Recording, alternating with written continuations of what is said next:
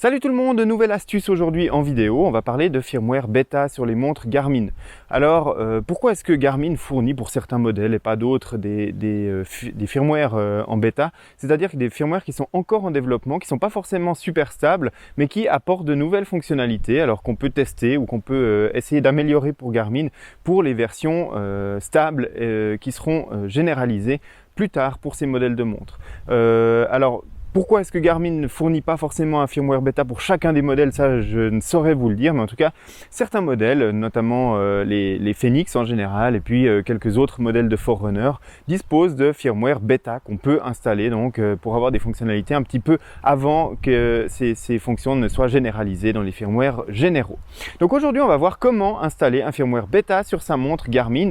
Je rappelle, ou en tout cas je signale que cette opération est plutôt à privilégier pour les gens qui sont à l'aise au niveau technique, au niveau informatique, et puis qui acceptent en fait que leur modèle de montre connaissent quelques bugs, en tout cas quelques petits fonctionnements aléatoires, en tout cas sur les fonctions qui sont nouvelles ou qui sont ajoutées dans ces firmware bêta. Donc avant tout, il va falloir télécharger le firmware bêta, il va falloir connecter sa montre à l'ordinateur, mais on va voir tout ça dans cette vidéo. Donc le plus simple pour trouver le firmware bêta de sa montre, c'est d'aller sur le comparateur de nakan.ch et puis de chercher son modèle de montre Garmin.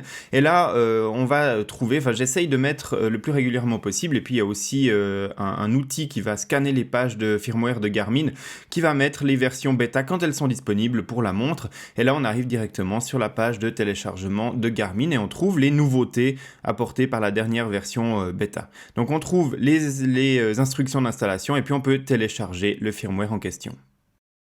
Donc il est important de bien consulter les instructions d'installation pour commencer parce que la procédure peut être différente d'un firmware bêta à un autre. Il peut y avoir plusieurs fichiers ou un seul à manipuler. Ensuite, je vais connecter la montre à mon ordinateur. Donc ici, on voit ma Forerunner 645 musique. Et lorsque j'ouvre la montre, que je vais dans la mémoire, on va aller dans Primary s'il y en a un pour aller dans le répertoire Garmin. Et c'est ici qu'on va devoir déposer a priori les fichiers qu'on a vus dans l'instruction d'installation tout à l'heure. Donc je vais extraire le firmware bêta que j'ai téléchargé. Et puis ensuite je vais me retrouver avec le dossier en question, avec dedans un firmware bêta, un firmware public qui est l'ancienne version stable, donc sur laquelle je vais pouvoir revenir si jamais j'ai un problème. Donc là je vais aller dans le fichier, dans le dossier bêta, et puis ce fichier gupdate, je vais le placer à la racine du répertoire Garmin sur la montre et je vais le copier à cet endroit. Encore une fois, soyez très prudents sur les instructions d'installation. Il peut y avoir d'autres fichiers comme par exemple le Sensor Hub ou alors le firmware du GPS qu'il faut mettre à jour en même temps que la version principale du firmware. Donc tout ça c'est décrit et puis si c'est le cas, il faut aller installer ces fichiers additionnels dans le dossier Remote Software qu'on voit ici dans le répertoire principal de la montre et puis c'est des éléments en plus à installer sur la montre. Et une fois la copie des fichiers effectuée, je vais déconnecter la montre de l'ordinateur et puis en la redémarrant, on voit qu'elle propose d'installer la mise à jour, je valide. Et puis là, dans un premier temps, donc le fichier est vérifié par la montre, puis ensuite la montre va redémarrer pour installer le logiciel en version bêta, donc le firmware en version bêta. Et en fonction de l'installation, ça peut prendre plusieurs minutes. Ici sur la Forerunner 645 musique, ça a pris environ 6 à 7 minutes pour installer ce firmware bêta. Après l'installation du firmware bêta, on devrait retrouver sa montre dans l'état entre guillemets original, c'est-à-dire que les réglages sont conservés, en tout cas la plupart des réglages sont conservés. C'est sûr que pour des nouvelles fonctions ou des fonctions qui ont été modifiées dans le firmware bêta, on pourrait avoir des réglages à refaire, mais en général c'est pas le cas pour tous les réglages de la montre.